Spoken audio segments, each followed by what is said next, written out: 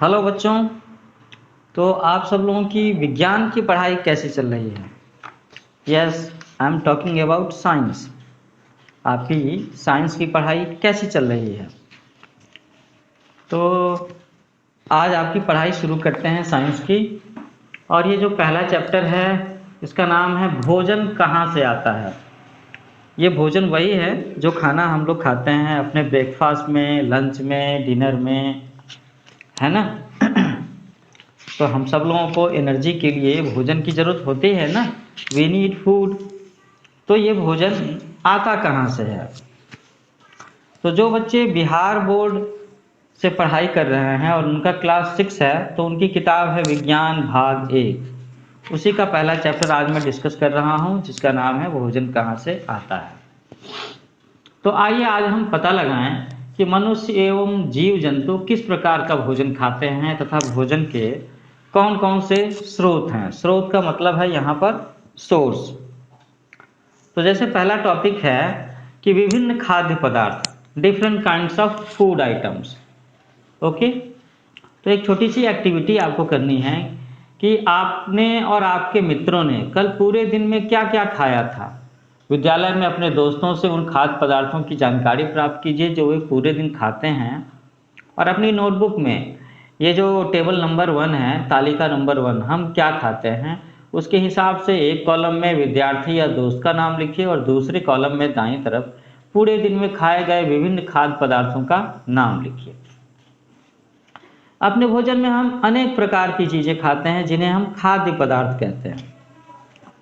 खाने की ये सभी चीज़ें किन पदार्थों से बनी हैं, कभी सोचा है? अब चलिए जरा सा हम लोग भात के बारे में सोचते हैं। हाँ, मैं कुक्ड राइस की ही बात कर रहा हूँ, वही भात। हम कच्चा चावल लेते हैं, उसे पानी में उबालते हैं और इसे तैयार करने में हमें 2 पदार्थों की आवश्यकता होती है। We need 2 materials. दूसरी ओर कुछ और भी भोजन तैयार करने में हमें कई पदार्थों की ज़रूरत होती है। जैसे अगर हम बात करें कि सब्जी बनाना हो तो हमें उसके लिए क्या चाहिए? हमें अलग अलग प्रकार की कई कच्ची सब्जियां चाहिए। आलू चाहिए, प्याज चाहिए, गोभी चाहिए, मटर चाहिए, टमाटर चाहिए होता है ना। इसके साथ साथ में आपको नमक भी चाहिए, मसाला भी चाहिए, तेल भी चाहिए, इनकी भी ज़रूरत होती है। तो अब एक और एक्टिविटी आपको करनी है। तो ये पेज नंबर 2 पर ये एक टेबल है। तो आप पेज नंबर 2 देख पा रहे हो तो ठीक है, नहीं तो कोई बात नहीं। आपको अपनी कॉपी पर एक बीच में लाइन खींचनी है। इस टेबल में 2 कॉलम होंगे, एक है व्यंजन का नाम और दूसरा नाम है कच्ची सामग्री। व्यंजन रेसिपी और कच्ची सामग्री किसे कहते हैं? Raw materials. कि उस व्यंजन को बनाने में आपको किन किन सी कौन कौन सी चीज़ों की ज़रूरत पड़ी। जैसे थोड़ी देर को अगर हम लिखते हैं कि रोटी या चपाती है तो इसे बनाने के लिए क्या रॉ मटेरियल चाहिए? आपको आटा चाहिए, पानी चाहिए, नमक चाहिए, है ना। अगर हम बात करें कि दाल पकाना है तो आपको क्या रॉ मटेरियल चाहिए? आपको चाहिए कच्ची दाल, पानी चाहिए, नमक चाहिए, तेल या घी चाहिए, हल्दी या मसाले चाहिए, है ना। तो इस तरीके से आपको खुद ही एक छोटा सा असाइनमेंट करना है कि आपके घर में जितने भी तरह के खाने बनाए जाते हैं, you have to divide it in 2 columns. You have to write name of the recipe. बाईं तरफ में आप रेसिपी का नाम लिखिए, व्यंजन का नाम लिखिए और दाईं तरफ में उसके लिए जो जो रॉ मटेरियल्स, जो जो कच्चा माल चाहिए उनका नाम लिखिए। आप इसकी चर्चा अपने क्लास में बाकी सारे स्टूडेंट्स से भी कर सकते हैं। इस काम में आपको अपनी मम्मी से, अपनी बहन से भी हेल्प मिल सकती है ना। अगला पॉइंट है कि खाद्य सामग्री और उसके स्रोत। कि जो खाने की चीज़ें हैं वो कौन कौन सी हैं और ये हमें मिलती कहाँ से हैं। ठीक है, तो अगले टेबल में हम लोग अभी हम लोगों ने क्या देखा कि हम लोगों ने व्यंजन का नाम लिखा और वो व्यंजन कैसे बनाया जा रहा है उसके रॉ मटेरियल्स का नाम लिखा। अब जैसे सपोज करो कि कुछ कच्ची सामग्री जैसे कि आटा और दाल, इसके सोर्स का पता लगाना आपके लिए आसान हो सकता है। तो बताइए जरा कि ये आटा किससे मिलता है और दाल कहाँ से मिलता है। चावल का क्या स्रोत है? आपने धान और गेहूं के खेतों में उनके पौधों की क्यारियां देखी होंगी। अगर नहीं देखी है तो जब भी कभी मौका मिलो हो जब भी आपको मौका मिले, आपको गुजरने का मौका मिले, आपको अपनी दादी के गांव जाना हो, नानी के गांव जाना हो, मामा के पास जाना हो, या आपके आसपास में अगर ग्रामीण इलाका है, विलेज है, तो आप वहां जाकर के अपने किसी दोस्त से, मित्र से, पिताजी के मित्र से भी चर्चा करके जान सकते हैं कि इन खेतों से हमें कौन कौन से अनाज प्राप्त होते हैं, है ना। तो पता चलेगा कि धान से चावल मिलता है और गेहूं से ही आटा बनाया जाता है ना। कुछ और भी खाने पीने की चीज़ें हैं, जैसे कि दूध, अंडा, मुर्गा, मछली, झींगा, मांस, ये सब के सब हमें कहाँ से मिलते हैं? ये हमें जंतुओं से, जीवों से प्राप्त होते हैं। अच्छा, जरा ये सोच करके देखो कि हमें नमक कहाँ से मिलता है। एक सवाल छोड़ रहा हूँ मैं, ठीक है। अच्छा, थोड़ा सा हिंट दे देता हूँ, ये समुद्र के पानी से मिलता है। अरे अरे, ये तो मैंने जवाब ही बता दिया। अब हम एक और एक्टिविटी करते हैं कि पीछे के टेबल्स में हम लोगों ने ये देखा कि कौन कौन से खाने के व्यंजन हैं, खाने के सामान हैं, और उसके लिए रॉ मटेरियल क्या चाहिए होता है। अब आगे हम एक और टेबल बनाएंगे जिसमें 3 कॉलम रखेंगे। कॉलम में पहला कॉलम का नाम होगा व्यंजन का नाम, नेम ऑफ द रेसिपी। दूसरा कच्ची सामग्री, name of the raw materials used for, ठीक है। और तीसरा पॉइंट लिखेंगे हम लोग सोर्स, स्रोत, कि वो चीज़ हमें कहाँ से मिलती है। एग्जाम्पल के लिए मैं यहाँ पर चर्चा कर रहा हूँ कि सपोज करते हैं कि एक व्यंजन है लिट्टी। ये नॉर्थ बिहार का बड़ा पॉपुलर व्यंजन है, मुझे भी पसंद है, आप सब लोगों को भी पसंद होगा। तो देखते हैं कि ये जो व्यंजन चुना हमने लिट्टी, वो कैसे बनाते हैं, उसके लिए क्या रॉ मटेरियल चाहिए होता है। उसके लिए चाहिए होता है आटा, सत्तू, नमक, मिर्च, लहसुन, प्याज, अदरक और घी। अब थोड़ा सा समझाने के लिए मैं बता देता हूँ कि आटा कहाँ से मिलता है? गेहूं से, गेहूं के पौधे से।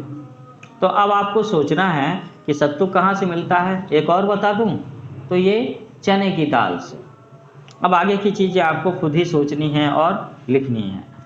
आप इसके लिए अपने बड़े भाई बहन, परिवार के लोगों की मदद ले सकते हो, है ना। तो आपको लिखना है कि नमक कहाँ से मिलता है, मिर्च कहाँ से मिलता है, लहसुन, प्याज, अदरक, घी। अच्छा, अब जैसे एक और है रेसिपी चिकन, तो उसके लिए क्या चाहिए? उसके लिए रॉ मटेरियल होता है चिकन या मुर्गा कह लें। मसाला चाहिए, तेल, घी चाहिए, नमक चाहिए, प्याज चाहिए, जल चाहिए, पानी। तो ये तेल या घी जो है ये हमें कहाँ से मिलता है? अगर तेल की बात करें तो बहुत सारे पौधों के बीजों से मिलता है, और अगर घी की बात करें तो गाय और भैंस के दूध से घी बनाया जाता है ना। तीसरा रेसिपी लिखा है खीर। तो बच्चों, खीर कैसे बनाते हैं? इसके लिए रॉ मटेरियल्स क्या चाहिए होता है? दूध, चावल, चीनी, नारियल। अब आप ये बताओ कि चावल, दूध कहाँ से मिलता है? वो तो जीवों से, जानवरों से मिलता है, बकरी से, गाय से, भैंस से, ऊंट से, है ना। चावल कहाँ से मिलता है? वो धान के पौधे से मिलता है। तो इसी तरीके से अब आपको सोचना है कि चीनी का सोर्स क्या है, नारियल का सोर्स क्या है, इलायची अगर डालते हो तो उसका सोर्स क्या है ना। तो इस तरह की एक्टिविटी से ये क्लियर है कि पौधे विभिन्न खाद्य पदार्थ जैसे कि अन्न के स्रोत हैं। So what is the main source of our food? These are plants. Plants ही हमारे खाने के मेन सोर्स हैं। जानवरों से भी हमें बहुत सारे खाद्य पदार्थ प्राप्त होते हैं, जैसे कि we get milk, meat, eggs, है ना, दूध, मांस, अंडे, और कुछ और भी फूड प्रोडक्ट्स हैं वो हमें जानवरों से मिलते हैं। अच्छा, गाय, बकरी तथा भैंस ये दूध देने वाले जानवर हैं। दूध और विभिन्न दुग्ध उत्पाद जैसे कि मक्खन, क्रीम, घी, पनीर और दही का उपयोग संसार के बहुत सारे क्षेत्रों में किया जाता है। कुछ खाद्य पदार्थ जैसे कि नमक खनिज स्रोतों से प्राप्त होते हैं। खनिज स्रोत का मतलब क्या? कि उसे हम जमीन के अंदर खुदाई करके प्राप्त कर सकते हैं। तो नमक के बारे में ये है कि नमक के बारे में आपने सुना होगा ना, सेंधा नमक, काला नमक, ये थोड़ा सा पत्थर के जैसा होता है। तो ये जमीन के नीचे से मिलता है। और ये जो होता है साधारण नमक, इसके लिए अक्सर हमें समुद्र के पानी के साथ में प्रयोग करना होता है, और समुद्र के पानी से हमें ये नमक मिलता है। अच्छा बच्चों, जरा ये सोच करके देखो, ये जो अगला पॉइंट है कि हमारे भोजन के मुख्य स्रोत क्या क्या हैं। हमारे खाने की चीज़ों में ये चीज़ें जो हैं वो हमें कहाँ कहाँ से मिलती हैं। पौधे हमारे भोजन का मुख्य स्रोत है, बिल्कुल सही बात है। चाहे आप चावल की बात करो, गेहूं की बात करो, दाल की बात करो, सत्तू की बात करो, प्याज की बात करो, हरी मिर्च की बात करो, आलू, गोभी, बैगन, मटर, ये सब के सब हमें कहाँ से मिलते हैं? पालक, पौधों से ही तो मिलते हैं। तो हम पौधे के कौन कौन से भाग का उपयोग खाद्य पदार्थ के रूप में करते हैं? हम पत्तियों वाली अनेक सब्जियां खाते हैं, कुछ पौधों के फलों को भोजन के रूप में खाते हैं, किसी पौधे की जड़, किसी का तना, तो किसी का फूल भी भोजन के रूप में खाया जाता है ना? अच्छा, जैसे एक पोई का पत्ता होता है, अगस्त के फूल का उसका भी तरुआ या बचका बना करके खाया जाता है बिहार और बहुत सारे राज्यों में। ठीक है। कुछ पौधों के दो या दो से अधिक भाग खाने के योग्य होते हैं, जैसे कि सरसों के बीज से हमें तेल मिलता है और इसकी पत्तियों का उपयोग हम लोग साग बनाने के लिए भी करते हैं। तो क्या आप किसी और भी पौधों के बारे में जानते हैं जिसका दो या दो से अधिक भाग खाने के काम इस्तेमाल होता है? जरा सा मैं एक हिंट दे रहा हूँ, केले का पौधा। ठीक है। चने का पौधा भी कह सकते हैं, बाकी मैं नहीं बताता, आपको खुद ही सोचना है और लिखना है। अब एक और एक्टिविटी है जिसमें हमें उन सारे खाद्य पदार्थों को छांटना है जो हमें पौधों से प्राप्त होते हैं। इसके साथ साथ में आपको ये भी लिखना है कि ये किस पौधे से प्राप्त होता है, और साथ में तीसरे कॉलम में लिखना है कि ये पौधे का कौन सा भाग, इस पौधे का कौन सा भाग हमारे खाने के काम आता है। So there should be 3 columns in your table. 3 column होने चाहिए। पहला column name of the food, खाद्य पदार्थ का नाम। दूसरा column name of the plant, जिस पौधे से हमें ये खाना मिलता है। और तीसरा कॉलम होना चाहिए कि पार्ट्स ऑफ द प्लांट, पौधे का वो भाग जो हम खाते हैं। तो साग एग्जाम्पल के तौर पर, ये चना, सरसों, पालक, बथुआ पौधे से होता है, इसका तना और पत्तियां खा सकते हैं। सलाद, खीरा, टमाटर, मूली, गाजर, तो इसमें हम लोग क्या करते हैं कि खीरा और टमाटर फल है और मूली और गाजर क्या है, वो जड़ है। तेल, मूंगफली और सरसों का नाम लेता हूँ मैं, तो सोयाबीन का भी नाम लेता हूँ। तो ये सब के सब क्या हैं? ये बीज हैं। अच्छा, एक बहुत ही ध्यान रखने वाली बात है कि ये ठीक है कि हम लोगों ने जान लिया कि हमारे खाने का मुख्य स्रोत पौधा है, तो इसका मतलब ऐसा नहीं है कि सारे के सारे पौधे खाने के लायक हैं।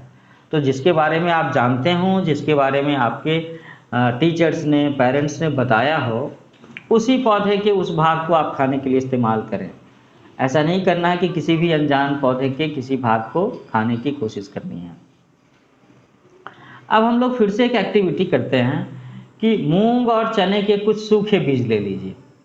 अब इनमें से कुछ बीजों को पानी से भरे एक पॉट में डाल दीजिए और एक दिन फूलने के लिए छोड़ दीजिए।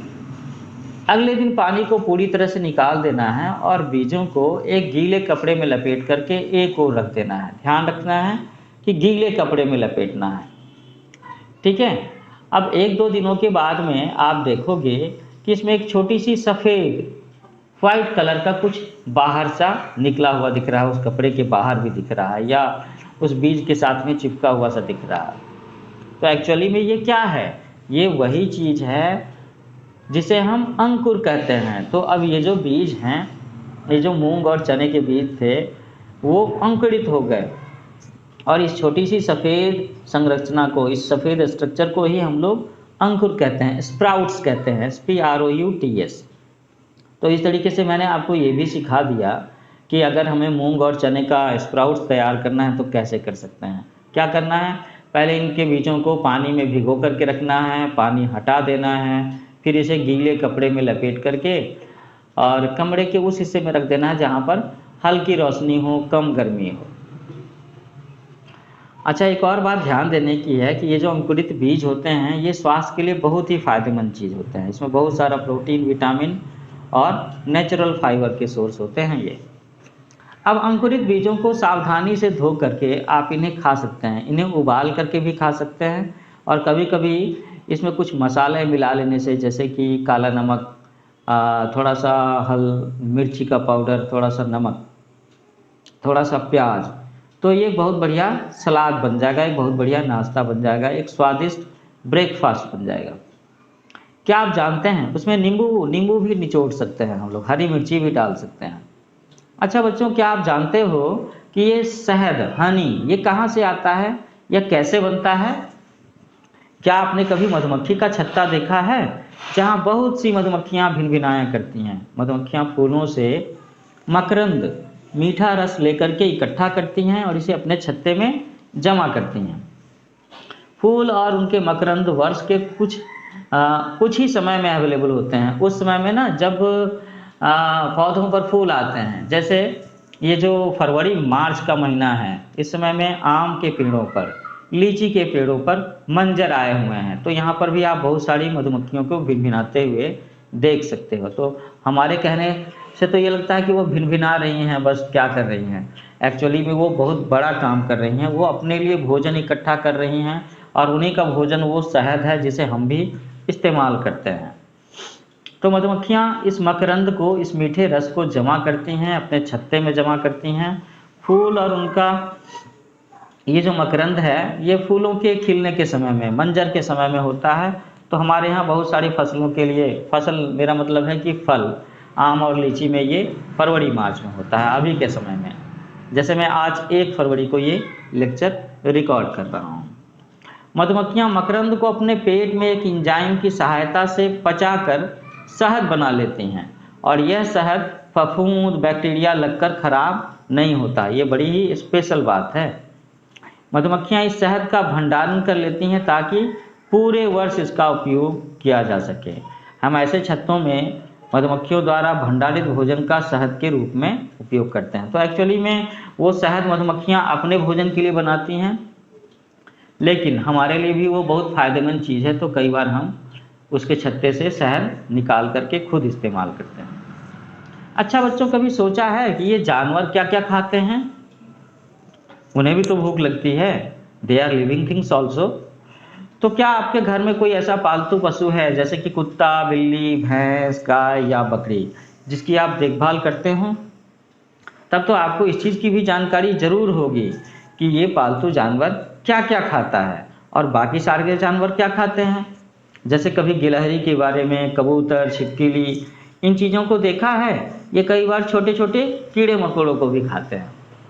तो अब आपको फिर से एक टेबल बनाना है जिसमें बाएं तरफ में आपको जानवरों के नाम लिखने हैं और दाएं तरफ में वो जानवर किन किन चीज़ों को खाता है ये लिखना है। तो एग्जाम्पल के तौर पर गाय एक जानवर का नाम है और गाय क्या खाती है? घास, खली, भूसा, अनाज, पत्ती। फिर लिखते हैं जैसे कि बिल्ली, तो बिल्ली क्या क्या खाती है? बिल्ली खाती है छोटे छोटे जानवर, जैसे कि चूहा खा जाती है ना बिल्ली, पक्षियों को भी खा सकती है, दूध भी पी सकती है, रोटियां भी खा लेती है, मछलियां भी खा लेती है। तो आपको इन सारे जानवरों के खाने की चीज़ों का नाम लिखना है, जैसे कि गाय, बिल्ली, कुत्ता, कौवा, गौरैया, शेर, छिपकली, तिलचट्टा और मनुष्य, हम लोग क्या क्या चीज़ें खाते हैं, चूहा और बंदर भी। तो बच्चों, ये जो अभी अभी हम लोगों ने एक टेबल बनाया, एक चार्ट बनाया, अब आपको इनमें से ये देख करके पता लगाना है कि इन सारे जानवरों को क्या हम 2 कैटेगरी में बांट सकते हैं। एक वो जो सिर्फ पौधे खाता हो और दूसरा जो सिर्फ छोटे छोटे जानवरों को खाता हो। एक तीसरी कैटेगरी भी हो सकती है जो पौधे भी खाते हैं और छोटे छोटे जानवरों को भी खाते हैं। तो ऐसे जंतु, ऐसे जीव जो केवल पौधे और उससे बने हुए भोजन को खाना खाते हैं, उसी का इस्तेमाल करते हैं अपने भोजन के लिए, these are known as herbivores, इन्हें हम शाकाहारी कहते हैं। और ऐसे जंतु जो दूसरे जंतुओं को भोजन के रूप में खाते हैं, उन्हें हम मांसाहारी कहते हैं, उन्हें हम कार्निवोरस कहते हैं। खाने के आइटम को हम नॉन वेजिटेरियन की कैटेगरी में रख सकते हैं, लेकिन ऐसे लोगों को, ऐसे जीवों को, ऐसे जानवरों को जो कि दूसरे छोटे छोटे जानवरों को खाने के लिए इस्तेमाल करते हैं, हम उन्हें कार्निवोरस कहेंगे बायोलॉजी की भाषा में। क्या आप ऐसे भी कुछ जंतुओं का नाम बता सकते हैं जो पौधे भी खाते हैं और जंतुओं दोनों को खाते हैं? और मनुष्य भी तो उसी कैटेगरी में आते हैं। इन्हें हम हिंदी में सर्वाहारी कहते हैं और इसे इंग्लिश में ओमनिवोरस कहते हैं। ठीक है बच्चों, तो अब हम लोग ऐसा करेंगे कि एक और टेबल बनाएंगे। इसमें हम लोग 3 कॉलम्स रखेंगे, शाकाहारी, मांसाहारी और सर्वाहारी, ये 3 कॉलम होंगे। शाकाहारी हर्बीवोरस, मांसाहारी कार्निवोरस और सर्वाहारी दैट इज ओमनिवोरस। और इसमें आपको इन सारे जानवरों को लिखना है। अब जरा आप कुछ सोच करके बताइए कि क्या मनुष्य और तिलचट्टा सर्वाहारी है? तो ये टेबल बना करके आप आसानी से समझ गए होंगे कि मनुष्य एवं उन विभिन्न जंतुओं का भोजन पौधे और उनके उत्पाद हैं या फिर जीव जंतु और उनके उत्पाद हैं। मतलब हम लोग जो मनुष्य हैं या जो दूसरे जानवर हैं वो या तो पौधे को खाते हैं या फिर उस पौधों से बनी हुई चीज़ों को खाते हैं या छोटे छोटे जानवरों को खाते हैं। अच्छा, तो कभी ये सोच करके देखना और सोचो, जरूर सोचो कि पौधे क्या खाते हैं। पौधे क्या खाते हैं? कभी पौधों को देखा है चूहे को खाते हुए? पौधों को देखा है दूध पीते हुए? नहीं ना। तो बताओ पौधे क्या खाते हैं? एक्चुअली में पौधे अपने भोजन का निर्माण स्वयं करते हैं। पौधे की पत्तियों में हमें हरे रंग का पदार्थ दिखता है जो सूरज की रोशनी में पानी की सहायता से अपने भोजन का निर्माण करते हैं। ये जो हरे रंग का पदार्थ होता है इसे हम क्लोरोफिल कहते हैं। पौधे की पत्तियों एवं अन्य हरे भागों में भोजन का निर्माण एक कॉम्प्लिकेटेड प्रोसेस है, एक जटिल प्रक्रिया है और इस प्रोसेस को फोटोसिंथेसिस कहते हैं, प्रकाश संश्लेषण कहते हैं, है ना। तो आगे चल करके आगे की क्लासेज में हम लोग इसके बारे में पढ़ेंगे कि फोटोसिंथेसिस क्या है, पौधे फोटोसिंथेसिस कैसे करते हैं। वैसे ये तो बड़ी स्पेशल बात है ना कि पौधों को भोजन बनाने के लिए उन्हें किसी दूसरे पौधे को नहीं खाना होता, वो फोटोसिंथेसिस करते हैं और अपना खाना खुद ही बनाते हैं। अच्छा, यहाँ पर कुछ साइंटिफिक टर्म है जैसे कि अंकुरित बीज, इसे हम इंग्लिश में कहते हैं जर्मिनेटेड सीड। शाकाहारी के लिए मैंने बताया हर्बीवोरस, मांसाहारी के लिए कार्निवोरस और सर्वाहारी उसे हम ओमनिवोरस कहते हैं। तो ये शब्द आपको याद रखने चाहिए, हिंदी में भी इंग्लिश में भी। तो बच्चों इसके साथ में ही आपका पहला चैप्टर यहाँ पर खत्म होता है जिसका नाम था कि हमारा भोजन कहाँ से आता है ना। तो कैसा लगा मेरा लेक्चर? आप अपने विचार, अपने कमेंट्स ज़रूर शेयर कीजिए। आप मेरे चैनल का नाम याद रखो, इसका नाम है न्यू एज कोचिंग। आप इसे लाइक करें, शेयर करें, सब्सक्राइब करें और अपने दोस्तों को भी बताएं। मैं आगे चल करके आपके लिए साइंस के बहुत सारे लेक्चर्स डालने वाला हूं। तो ठीक है, फिर मिलते हैं।